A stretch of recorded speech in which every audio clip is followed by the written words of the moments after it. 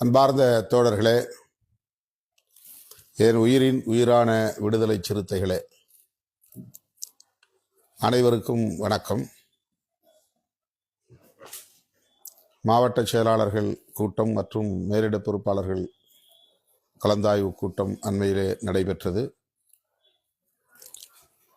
மறுசீரமைப்பு குறித்து சில கருத்துக்களை அந்த கூட்டங்களில் நாம் பகிர்ந்து கொண்டோம். அத்துடன் மே 31 வக்ஃப் திருத்த சட்டத்தை எதிர்த்தும்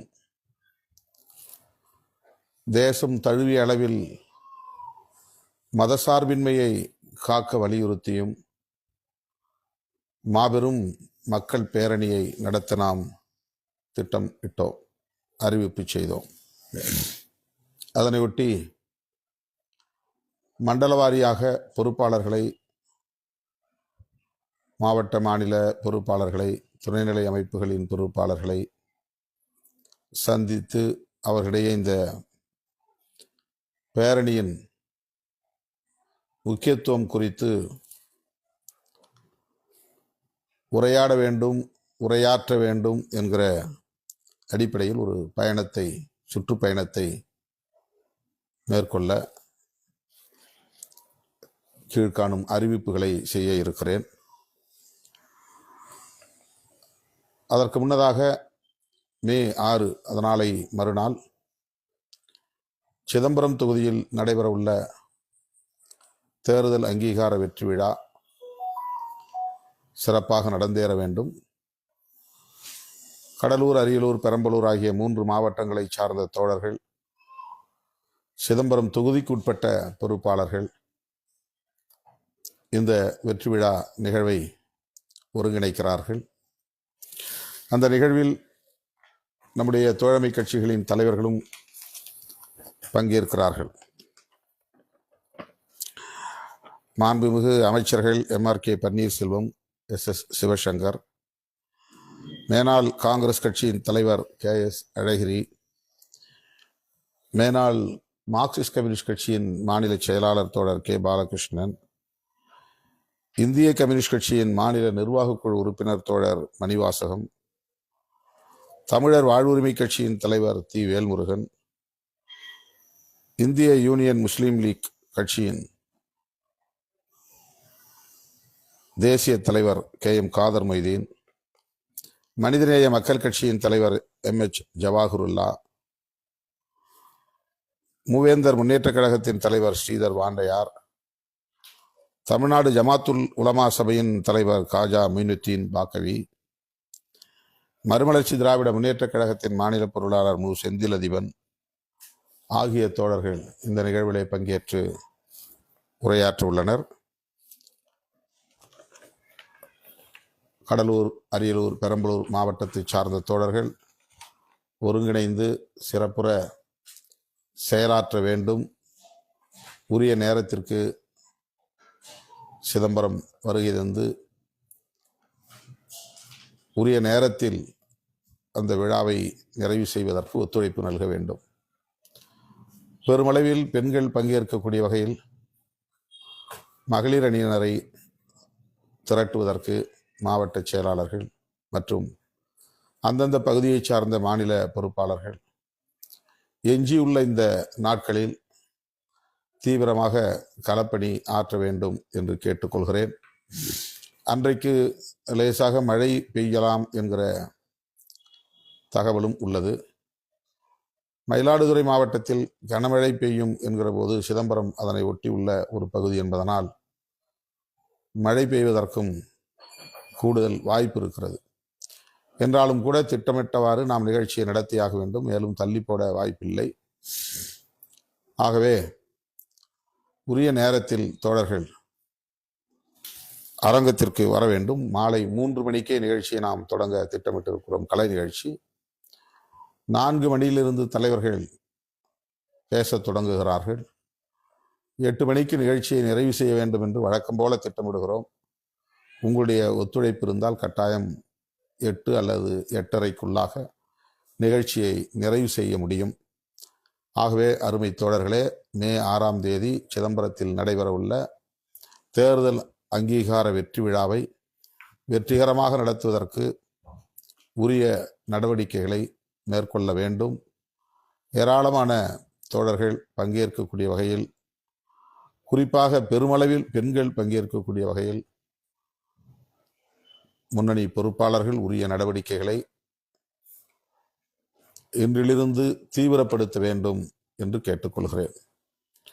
அடுத்து மே 18ஆம் தேதி முள்ளிவாய்க்கால் வீரவணக்க நினைவேந்தல் தலைமையகம் அம்பேத்கர் திடலில் ஒருங்கிணைந்த சென்னை மாவட்ட செயலாளர்கள் முன்னின்று ஒருங்கிணைக்கிறார்கள். அந்த நிகழ்வில் நான் பங்கேற்று உரையாற்ற இருக்கிறேன்.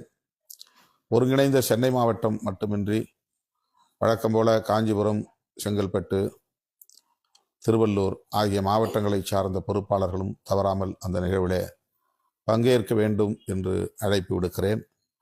தமிழீழ விடுதலைக்கான களத்தில் நாம் ஆற்றி வருகிற பணிகள் என்ன என்பதை நாடு அறியும் என்றாலும் கூட இன்னும் அங்குள்ள மக்களுக்கு நீதி கிடைக்கவில்லை. அந்த விடுதலை உணர்வை, நீதி கோரும் போராட்ட குணத்தை அடைகாக்க வேண்டிய பொறுப்பு தமிழர்களாய் உள்ள ஒவ்வொருவருக்கும் உள்ளது. அந்த வகையில் முள்ளிவாய்க்கால் இனக்கொலை நினைவேந்தல் நிகழ்வில் தோழர்கள் ஆங்காங்கே பங்கேற்க வேண்டும். குறிப்பாக தலைமையகத்தில் நடைபெறுகிற நிகழ்ச்சியில் இந்த சென்னையை ஒட்டியுள்ள மாவட்டங்களை சார்ந்த தோழர்களும் பங்கேற்க வேண்டும் என்று கேட்டுக்கொள்கிறேன். நாளை மே 5 வணிகர் தினம். வணிகர் அணியின் சார்பில் சென்னை கோயம்பேட்டில் இதே தேர்தல் அங்கீகார வெற்றி விழா ஒருங்கிணைக்கப்படுகிறது. வணிகர் அணியை சார்ந்தவர்கள் மட்டும் பங்கேற்க வேண்டும் என்று கருதாமல் இயக்கத்தை சார்ந்த அனைத்து பொறுப்பாளர்களும் 5ஆம் தேதி நடைபெறவிருக்கிற கோயம்பேடு வெற்றி விழா நிகழ்வில் தவறாமல் பங்கேற்று சிறப்பிக்க வேண்டும் என்று வேண்டுகோள் விடுக்கிறேன். மே 31ஆம் தேதி நடைபெறவுள்ள நிகழ்ச்சி மிகவும் முக்கியத்துவம் வாய்ந்த ஒரு போராட்டம். ஆகவே நான் மண்டல வாரியாக 8 மண்டலங்களை நடத்துவதாக ஏற்கனவே நாம் திட்டமிட்டிருந்தோம். ஆனால் இப்போது 5 மண்டலங்களாக அதை சுருக்கி இருக்கிறோம். ஆகவே அந்த தேதிகளை எந்தெந்த நாளில் எந்தெந்த மண்டலங்களின் கலந்தாய்வு கூட்டம் நடைபெறுகிறது என்பதை அறிவிப்பதற்காகத்தான் இந்த நேரலையில் உங்களை சந்திக்கிறேன். முதல் நிகழ்வு 8ஆம் தேதி காலை 11 மணிக்கு சேலத்தில் மேற்கு மண்டல பொறுப்பாளர்களின் கலந்தாய்வு கூட்டம் நடைபெறுகிறது. ஈரோடு, திருப்பூர், அதாவது சேலம், ஈரோடு, திருப்பூர், கோவை, நீலகிரி, தருமபுரி, கிருஷ்ணகிரி, நாமக்கல். வழக்கமாக நாம் சேலத்தை மையப்படுத்தி மேற்கு மண்டல கூட்டங்களை நடத்துவதுண்டு. அதே போல இந்த முறையும் சேலத்திலேயே நாம் இந்த கூட்டத்தை ஒருங்கிணைக்க இருக்கிறோம். தோழர்கள், சேலம் மாவட்ட பொறுப்பாளர்கள் அதற்கான ஏற்பாடுகளை விரைந்து மேற்கொள்ள வேண்டும் என்று கேட்டுக்கொள்கிறேன். 2வது கூட்டம் 9ஆம் தேதி சென்னையிலே, சென்னை, திருவள்ளூர், காஞ்சிபுரம், செங்கல்பட்டு, ராணிப்பேட்டை ஆகிய 5 மாவட்டங்களை சார்ந்த பொறுப்பாளர்கள், இந்த மாவட்டங்களில் உள்ள மாநில பொறுப்பாளர்கள், துணைநிலை அமைப்புகளை சார்ந்த நிர்வாகிகள் தவறாமல் பங்கேற்க வேண்டும் என்று கேட்டுக்கொள்கிறேன். 3வது 10ஆம் தேதி வேலூரில் நடைபெறுகிறது. வேலூர், திருப்பத்தூர், திருவண்ணாமலை, விழுப்புரம், கள்ளக்குறிச்சி, புதுச்சேரி வரையில் இந்த நிகழ்ச்சி கலந்தாய்வு கூட்டம் ஒருங்கிணைக்கப்படுகிறது. புதுச்சேரியை சார்ந்த தோழர்களும் வேலூரில் நடைபெறவுள்ள இந்த மண்டல கலந்தாய்வு கூட்டத்தில் பங்கேற்க வேண்டும் என்று கேட்டுக்கொள்கிறேன். அடுத்து தென்மண்டலம் மதுரையில் நடைபெறுகிறது 12ஆம் தேதி. அன்று மாலை கன்னியாகுமரியில் நான் வேறொரு நிகழ்வில் பங்கேற்க இருக்கிறேன். அதனையொட்டி இந்த நிகழ்வு காலையில் நடைபெறுகிறது. வேலூரில் நடைபெறுகிற கூட்டம் மாலை 3 மணிக்கு தொடங்குகிறது. சென்னையில் நடைபெறுகிற கூட்டமும் மாலை 3 மணிக்கு தொடங்குகிறது. மதுரையில் காலையில் நடைபெறுகிறது. அதே போல 8ஆம் தேதியும் காலையில் நடைபெறுகிறது. முதல் நாள் 8ஆம் தேதி நாம் நடத்துகிற நிகழ்ச்சி காலை 11 மணி சேலத்தில் நடைபெறுகிறது. தென்மண்டல கூட்டம் காலை 11 மணி. திண்டுக்கல், மதுரை, சிவகங்கை, விருதுநகர், தேனி, ராமநாதபுரம், தூத்துக்குடி, தென்காசி, நெல்லை, கன்னியாகுமரி, ஒட்டுமொத்தமாக மதுரையை சுற்றியுள்ள தென் மாவட்டங்கள் பொறுப்பாளர்கள் அனைவரும் இதில் பங்கேற்க வேண்டும். நிறைவாக டெல்டா மாவட்டம், காவிரி படுகை மாவட்டங்கள் 13ஆம் தேதி, நான் 12ஆம் தேதி கன்னியாகுமரி நிகழ்ச்சியை முடித்துக்கொண்டு இரவோடு இரவாக பயணம் செய்து திருச்சிக்கு வருகிறோம். திருச்சியில் தான் இந்த கடைசி கூட்டம். திருச்சி, நாகை, திருவாரூர், மயிலாடுதுறை, தஞ்சாவூர், புதுக்கோட்டை, கரூர் மற்றும் கடலூர், பெரம்பலூர், அரியலூர். இதுவும் டெல்டாவில் தான் நம்ம எப்போதுமே இணைக்கிறோம். கடலூர், பெரம்பலூர், அரியலூர், நாகை, திருவாரூர், மயிலாடுதுறை, தஞ்சாவூர், திருச்சி, புதுக்கோட்டை, கரூர். இந்த மாவட்டங்களை சார்ந்த பொறுப்பாளர்கள் 13ஆம் தேதி திருச்சிராப்பள்ளியில் நடைபெறுகிற மண்டல கலந்தாய்வு கூட்டத்தில் பங்கேற்க வேண்டும் என்று கேட்டுக்கொள்கிறேன்.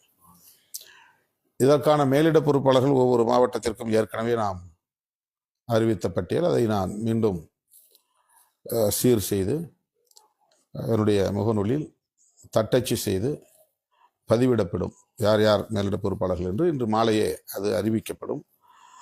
இப்போது எந்தெந்த மாவட்டங்கள் எந்த இடத்தில் நடைபெறுகிற கலந்தாய்வு கூட்டம் என்கிற விவரங்களை சொல்லியிருக்கிறேன். மீண்டும் ஒருமுறை சொல்கிறேன்.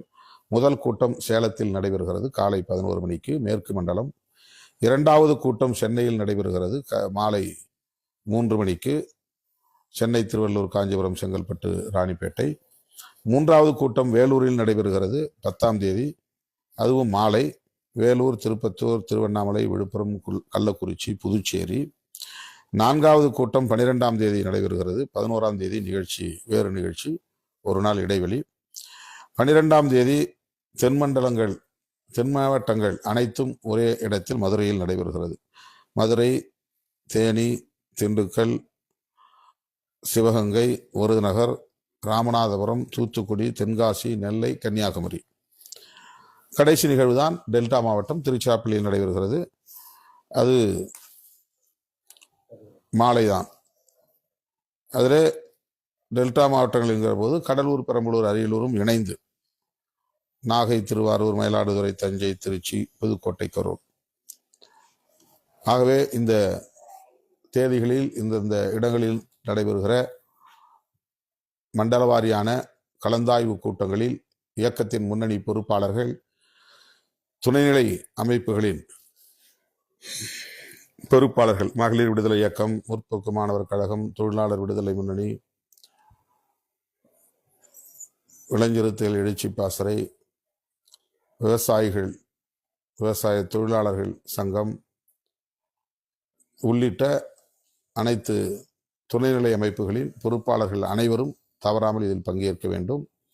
இந்த பேரணியை இப்போது நாம் என்னவாக நடத்த இருக்கிறோம் என்றால், மதசார்பின்மை காப்போம் மாபெரும் மக்கள் பேரணி. இந்த பெயரில் நாம் விளம்பரங்களை மேற்கொள்ள வேண்டும். மதசார்பின்மை காப்போம், மதசார்பின்மையை வேண்டாம், மதசார்பின்மை காப்போம். அதில் சேவ் செக்யூலரிசம் என்று நாம் ஆங்கிலத்தில் சொல்லுகிறோம். அதையும் ஹேஷ்டாக்ல நம்ம தொடர்ந்து பயன்படுத்தணும். துண்டறிக்கைகளையும் ஆங்கிலத்தில் இதை பயன்படுத்தணும். Save secularism. இன்றைக்கு மதசார்பின்மைக்கு பெரும் ஆபத்து உருவாகி இருக்கிறது. புரட்சியாளர் அம்பேத்கர் அவர்கள் வகுத்தளித்த அரசமைப்பு சட்டத்தின் உயிர் மூச்சு கோட்பாடே மதசார்பின்மை என்பதுதான். ஆகவேதான் தேசிய அளவில் மதசார்பின்மை குறித்த விழிப்புணர்வை உருவாக்க வேண்டும் என்பதற்காக தேசம் காப்போம் பேரணியில் எப்படி பல லட்சக்கணக்கான சிறுத்தைகள் பங்கேற்றார்களோ அதுபோல பல லட்சக்கணக்கான சிறுத்தைகள் பங்கேற்கிற ஒரு மாபெரும் பேரணியாக இது அமைய வேண்டும். தேர்தல் நெருங்கும் சூழலில் நாம் நடத்தும் இந்த பேரணி மிகவும் முக்கியத்துவம் வாய்ந்ததாக கருதப்படும். அந்த நோக்கில் இந்த பேரணியை பலரும் உற்று கவனிப்பார்கள். ஆகவே இந்த பேரணி விடுதலை சிறுத்தைகள் கட்சி அகில இந்திய அளவில் எத்தகைய தாக்கத்தை ஏற்படுத்தப் போகிறது என்கிற எதிர்பார்ப்பை உருவாக்குகிற பேரணி. வக்ஃப் சிஏஏ என்கிற குடியுரிமை திருத்த சட்டத்தை எதிர்த்து தேசம் காப்போம் என்கிற பெருமுழக்கத்தோடு நாம் திருச்சிராப்பள்ளியில் அணிவகுத்தோம். அதே போல மதசார்பின்மை காப்போம், மதசார்பின்மை காப்போம் மாபெரும் மக்கள் பேரணி. இது வக்ஃப் திருத்த சட்டத்தை எதிர்த்து நாம் நடத்துகிறோம் என்றாலும் கூட ஒட்டுமொத்தத்தில் மதசார்பின்மைக்கு ஆபத்து இருக்கிறது என்பதை வலியுறுத்தக்கூடிய, விழிப்புணர்வை ஏற்படுத்தக்கூடிய, மிகுந்த பொறுப்புணர்வுடன் கூடிய ஒரு அறப்போர். தேசிய அளவில் இது தொடர்பான விவாதம் தீவிரப்படுத்தப்பட வேண்டும். தமிழக அரசியலில் இப்போது நாம் மதசார்பின்மை குறித்து எழுப்புகிற கேள்விகள் தமிழக தேர்தல் அரசியலின் திசை வழியை தீர்மானிக்கக்கூடியதாக அமைய வேண்டும். மதசார்பின்மைக்கு ஆதரவானவர்கள் ஒருபுறம், மதசார்பின்மைக்கு எதிரானவர்கள் இன்னொரு புறம் என்கிற இருதுருவ தேர்தல் களமாக இது மாற வேண்டும். எத்தனை பேரும் கட்சிகள் தொடங்கலாம், எத்தனை பேரும் அணிகளை உருவாக்கலாம், எத்தனை பேரும் அணிகளுக்கு தலைமை தாங்கலாம், யாரும் முதல்வருக்கு ஆசைப்படலாம், முதல்வர் கனவுகளோடு வலம் வரலாம். ஆனால் ஒட்டுமொத்தத்தில் தேர்தல் களம் என்பது கருத்தியல் யுத்தமாக மாற வேண்டும். அது மதசார்பின்மைக்கு ஆதரவான அணி, மதசார்பின்மைக்கு எதிரான அணி என்பதாக இந்த ஓராண்டு கால தேர்தல் அரசியல் அதற்கான திசை வழி தீர்மானிக்கப்படுகிற ஒரு புள்ளியாக விடுதலை சிறுத்தைகளின் இந்த பேரணி அமைய வேண்டும். இது தொடர்பாக உங்களிடையே நான் கலந்தாய்வு கூட்டங்களில் விரிவாக பேசுவேன் என்பதையும் தெரிவித்துக் கொள்கிறேன். மே 5 சென்னை கோயம்பேடு வணிகரணி மாநாடு, மே 6 சிதம்பரம் தொகுதியில் தேர்தல் அங்கீகார வெற்றி விழா, மே 18 முள்ளிவாய்க்கால் வீரவணக்க நினைவேந்தல், மே 31 மதசார்பின்மை காப்போம் மாபெரும் மக்கள் பேரணி. மண்டல வாரியான கூட்டங்களில் சந்திப்போம். நன்றி, வணக்கம்.